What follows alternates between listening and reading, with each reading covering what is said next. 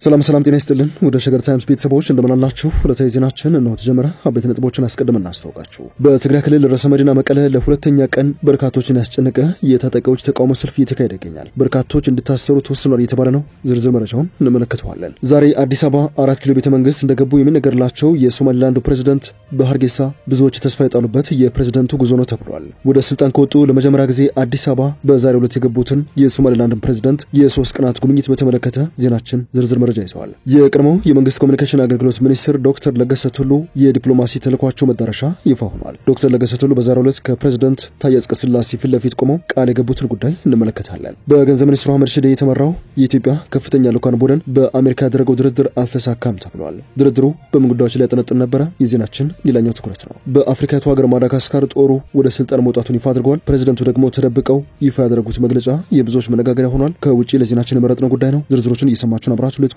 በአክብሮት ጋብዘናል። ወደ ቀዳሚ ጉዳያችን እናምራ።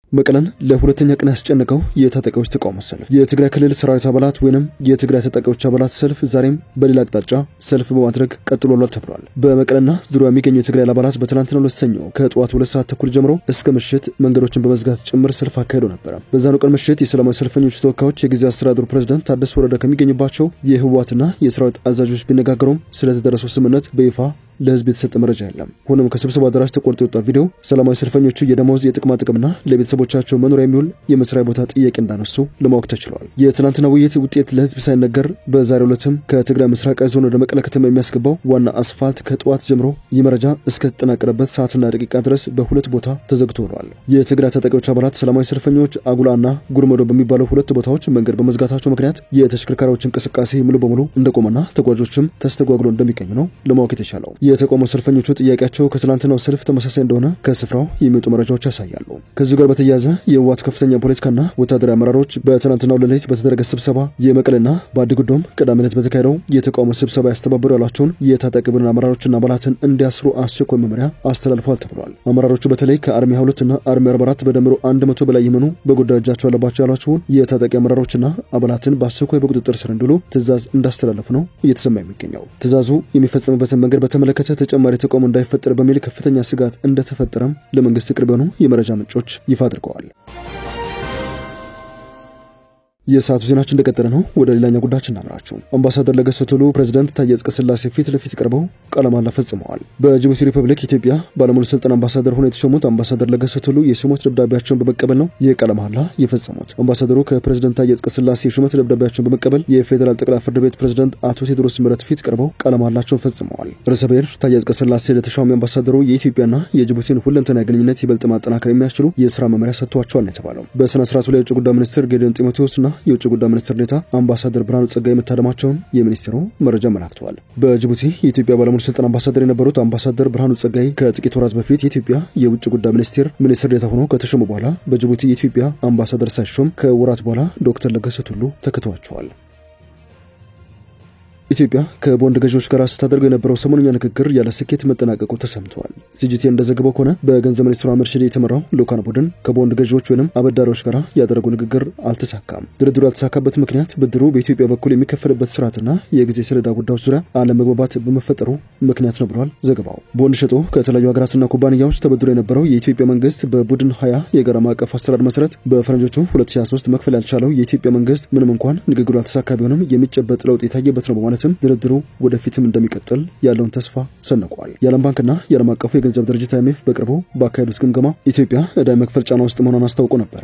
ሪፖርቱ ሀገሪቱ ያልተረጋጋ የመበደርና ዕዳ የመመለስ አቅም ላይ ናት ሲል የገለጸ ሲሆን በኢኮኖሚ ላይ ጥብቅ ማሳሰቢያም ሰጥቶ ነበር። በሁለቱም ተቋማት ከፍተኛ ባለስልጣናት የጸደቀው ሪፖርቱ ኢትዮጵያ ከኤክስፖርት የምታገኘው ገቢ በቂ ባለመሆኑ ዕዳዋን የመመለስ አቅሟ እየተዳከመ ነው ብሎም ነበር። ከዚህ ውጪ ሀገሪቷ የቦንድ ሽያጭ ክፍያዋን መክፈል ካልቻለችበት ታህሳስ 2023 ጀምሮ በዕዳ ጫና ውስጥ እንደምትገኝ ይፋ አድርገው ነበር። የተቋማቱ ግምገማ የኢትዮጵያን ዕዳ መክፈል ችግርን ያባባሰው በአጭርና በመካከለኛ ጊዜ ውስጥ የሚከፈል ዕዳ መጠን መብዛትና በትግራይ ጦርነት ወቅት ከጦርነቱ በኋላ ከውጭ የሚገኝ የገንዘብ ድጋፍ በከፍተኛ ሁኔታ መቀነሱ ስለመሆኑ ተመላክቷል። ከዚህ ጋር በተያያዘ ልዑካን ቡድኑ በዓለም ባንክ የምስራቅና የደቡብ አፍሪካ ምክትል ፕሬዝዳንት እንዲያም ዲዮፕ ጋር ውጤታማ ውይይት አድርጓል ተብሏል። በውይይቱ ላይ ገንዘብ ሚኒስትር አህመድ ሽዴ፣ የብሔራዊ ባንክ ገዢ ኢዮብ ተካልኝ፣ የጠቅላይ ሚኒስትሩ የማክሮ ኢኮኖሚ ከፍተኛ አማካሪ ተክለወልድ አጥናፉን ጨምሮ ሌሎች ከፍተኛ ባለስልጣናት ተገኝተዋል። በውይይታቸው ሁለቱ ወገኖች በኢትዮጵያ እየተካሄደ ስላለው የማክሮ ኢኮኖሚ ማሻሻያ የፕሮጀክቶች ሂደትና ለቀጣይ በሚኖሩ ዋና ዋና የትብብር ጉዳዮች ላይ መክረዋል። አቶ አህመድ በዚህ ወቅት የዓለም ባንክ የኢትዮጵያን ልማት አጀንዳ ማሳደግ ያለውን ወሳኝ ሚና አንስተው ለተደረገውና በቀጣይም ለሚደረገው ከፍተኛ የቴክኒክና የገንዘብ ድጋፍ አመስግነዋል። እንዲያም ዲዮፕ በበኩላቸው የኢትዮጵያ መንግስት ለልማት እያሳየ ያለውን ቁርጠኝነት አመራርና አጠቃላይ ሂደት አድንቀዋል። በመንግስት ቁርጠኝነትም ሁሉን አቀፍ ማሻሻያ ፕሮግራም በጀመረ በአጭር ጊዜ ውስጥ ወሳኝ የሆኑ የማክሮ ኢኮኖሚ ግቦችን ማሳካት መቻሉ ነው ይፋ ያደረጉት። በቀጣይም የዓለም ባንክ የኢትዮጵያ ልማት እቅዶች በተለያዩ መስኮች ለመደገፍ ቁርጠኛ መሆኑን አረጋግጧል። በዚህ መሰረት በኢነርጂ፣ በግብርና፣ የአነስተኛ አርሶ አደሮች ምርታማነት፣ የፋይናንስ አቅርቦትና የእሴት ሰንሰለት ልማትን ለማሳደግ ዓለም ባንክ ድጋፍ እንደሚያደርግ ነው የገለጹት።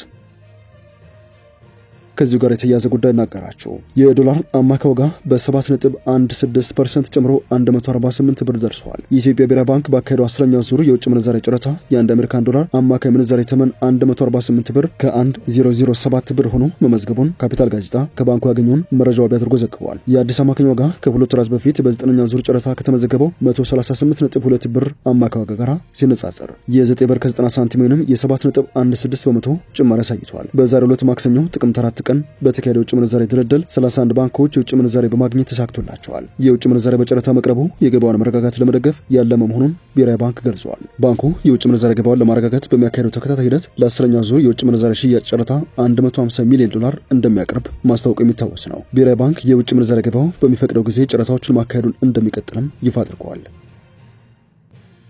በ4 ኪሎ ለቀጣዮቹ 3 ቀናት ታሪካዊ ጉብኝት ይደረጋል ተብሏል። ሀርጌሳም በጉጉት የምትጠብቀው እጅግ ልዩ ክስተት ሆኗል። ከሶማሊያ ነጻ ሀገርነቷን ያወጀችው የሶማሊላንድ ፕሬዝዳንት አብዱራህማን መሐመድ አብዱላሂ የካቢኔ አባሎቻቸውን ይዘው ወደ አዲስ አበባ ዛሬ ረፋዱ ላይ ማቅናታቸውን የጽህፈት ቤታቸው መረጃ ያሳያል። ሶማሊያ የግዛቷ አካል አድርጋ የምትመለከታት የሶማሊላንድ ፕሬዝዳንት ወደ ኢትዮጵያ መምራታቸው የተነገረው የሶማሊያ ፕሬዝዳንት ሐሰን ሼክ መሐመድ በአዲስ አበባ ጉብኝት አድርገው ከተመለሱ አንድ ቀን ማግስት ነው። ከፕሬዝዳንቱ ጋር የሶማሊላንድ የውጭ ጉዳይ ሚኒስትር፣ የገንዘብ ሚኒስትር፣ የሀገሪቱ የጦር አዛዥ እንደዚሁም የብሔራዊ ደህንነት ኃላፊዎች አብረው ወደ አዲስ አበባ ያቀኑ መሆናቸው ተሰምተዋል። በዛሬው ዕለት ጥቅምት 4 ረፋድ ላይ ከሀርጌሳ በተነሳ የኢትዮጵያ አየር መንገድ አውሮፕላን ላይ ሲሳፈሩ የታዩት የሶማሊላንድ ፕሬዝዳንት የአዲስ አበባ ጉዞን በተመለከተ እስካሁን ከኢትዮጵያ መንግስት በኩል የተባለ ነገር የለም። ዛሬ 4 ኪሎ የገቡትን የሶማሊላንድ ፕሬዝዳንት መሐመድ አብዱላሂ ኢሮ ጉብኝትን የሶማሊላንድ ተንታኞች አዲስ ብስራት ሲሉ እየጠሩት ይገኛሉ። በአዲስ አበባ 4 ኪሎ ቤተ መንግስት የሥራ ጉብኝታቸውን የጀመሩት ኢሮ ከኢትዮጵያ ጋርም ብቻ ሳይሆን ከቀጠናው ሀገራት ጋር በሚኖራቸው ግንኙነት አዲስ ዲፕሎማሲያዊ ስኬት የሚያጎናጽፍ ነው ብለውታል። የሶማሊላንድ ፕሬዝዳንት ቃል አቀባይ ሁሴን አደን ኢጌ እንደተናገሩት ከሆነ ለ3 ቀናት ይቆያል የተባለው ጉዟቸው በኢትዮጵያ መንግስት ጋባዥነት የቀረበ ነበርም ነው የተባለው። ቃል አቀባዩ እንደተናገሩት ይህ ጉብኝት በሶማሊላንድ ቀጠናዊ ዲፕሎማሲና ትብብር ላይ የአዲስ ዘመን መሰረት የሚያስቀምጥ የማዕዘን ድንጋይ ነው ሲሉ ገልጸውታል። ይህ ፕሬዝዳንት ኢሮ ስልጣን ከያዙ ያለፈው ዓመት ህዳር ወር ወደ ኢትዮጵያ ያደረጉት የመጀመሪያው ጉብኝት ሲሆን ይህም ሶማሊላንድ ከስትራቴጂካዊ ጎረቤቷ ኢትዮጵያ ጋር ያላትን አጋርነት ለማጠናከር የሰነቀችውን አዲስ ቁርጠኝነት ያሳያል ነው የተባለው። ሁለቱ ሀገራት በፖለቲካ ትብብር፣ በጸጥታና በንግድ ግንኙነት ላይ የተመሰረተ ታሪካዊ ግንኙነት አላቸው። ጉብኝቱ በአፍሪካ ቀንድ የኢኮኖሚ ትስስርን፣ የድንበር መረጋጋትና የጋራ እድገትን በሚያሳድጉ የጋራ ጅምሮች ላይ አዲስ መነቃቃትን ያመጣል ተብሎ ይጠበቃል። ወደ ዜናችን የመጨረሻ ጉዳይ መራን። በአፍሪካዊቱ ሀገር ማዳጋስካር ጦሩ ስልጣን መቆናጠጡን ይፋ አድርጓል። ፕሬዝዳንቱ ከተደበቁበት ይፋ ያደረጉት መግለጫ የብዙዎች መነጋገሪያ ሆኗል። የማዳጋስካር ወታደራዊ ኃይል በፕሬዝዳንቱ ላይ ክስ መጀመሩን ተከትሎ ስልጣን መቆጣጠሩን አስታውቋል። የሀገሪቱ ጦር ከፍተኛ መኮንኖች መካከል አንዱ የሆኑት ኮሎኔል እንዳስታወቁት ከሆነ ፕሬዝዳንት አንድሪ ራጆኤሊና ሀገሪቱን ለቀው ከወጡ በኋላ ወታደሮቹ ስልጣናቸውን እንደያዙ አስታውቀዋል። ኮሎኔሉ ሚካኤል ራንድሪ ኢኒሪና በቅርቡ የኮበለሉትን ፕሬዝዳንት ከከሰሰው የሀገሪቱ ፓርላማ ወይንም ምክር ቤት በስተቀር ሰራዊቱ ሁሉንም የመንግስት ተቋማት እየበታተነ ይገኛል ብለዋል። ከ15 ቀናት ገደማ በፊት የማዳጋስካር ወጣቶች የመሩት ተቃውሞ በወታደሮቹ ስልጣን መያዝ መገባደዱ እየተሰማ ይገኛል። ይህ ተቃውሞ በዋና ከተማ አንታናናሪቮ ካለ የኃይል መቆራረጥና የውሃ እጥረት ጋር የሚያዝ ነበረ። የወጣቶች ተቃውሞ ጀን ዘማዳጋስካር የሚል ስያሜ ተሰጥቶት ነበር። በኋላ ላይ የወጣቶች ተቃውሞ ቁጣ የታከለበትና መልካም አስተዳደር እንዲሰፍን፣ ተጠያቂነት እንዲረጋገጥ፣ ሙስና እንዲያበቃ፣ የዜጎች ህይወት እንዲሻሻል ወደ መጠየቅም ተሸጋግሯል። የመንግስት ምላሽ የነበረው ሰልፈኞቹን በአስለቃሽ ጭስ መበተን፣ የእሳት እላፊ መጣል፣ ሰልፈኞች ላይ መተኮስ ነው የባሰ ቁጣ የቀሰቀሰ ጉዳይ ነበር። በዚህ ተቃውሞ 22 ሰዎች ሲገደሉ ሌሎች በርካታዎች ተጎድተዋልም ተብሏል። የሀገሪቱ ፕሬዝዳንት አንድሪ ራጆኤሊና መንግስታቸውን በትነው ወታደራዊ ጠቅላይ ሚኒስትር ማለትም ጀነራል ሩፊ ፎርቱናትን ጠቅላይ ሚኒስትር አድርገው ሾም የነበረ ቢሆንም በስተመጨረሻ የሀገሪቱ ጦር ስልጣን መቆናጠጡ ተከትሎ ሁሉም ነገር እንዳልነበረ ሆኗል የተባለው ኮብላዊ ፕሬዝዳንት አንድሪ ራጆኤሊና በህይወታቸው ላይ ጥቃት ሙከራ ከተደረገ በኋላ አስተማማኝ በሆነ ስፍራ እንደተጠለሉ ተናግረዋል። ለሳምንታት የዘለቀው ተቃውሞ ሰልፈኞቹ የፕሬዝዳንቱ ስልጣን እንዲለቁ የሚጠይቁ ነበሩ። የ51 ዓመቷ ራጆኤሊና በፌስቡክ ለህዝብ ባስተላለፉት የቀጥታ ስርጭት የወታደራዊ አባላትና ፖለቲከኞች ቡድን እኔን ሊገሉኝ አስበው ነበረ፣ አምልጫለሁ ነው ያሉት። ፕሬዝዳንቱ ያሉበትን ቦታ ባይገልጹም ያልተረጋገጡ ዘገባዎች ግን በፈረንሳይ ወታደራዊ አውሮፕላን ከሀገር እንደወጡ ነው እየተሰማ የሚገኘው። ወደ ሸገር ታይምስ ቤተሰቦች የሰዓቱ ዜናችን አበቃ። ስላዳመጣችሁን አመሰግንን። በያላችሁበት ሰናይ ጊዜ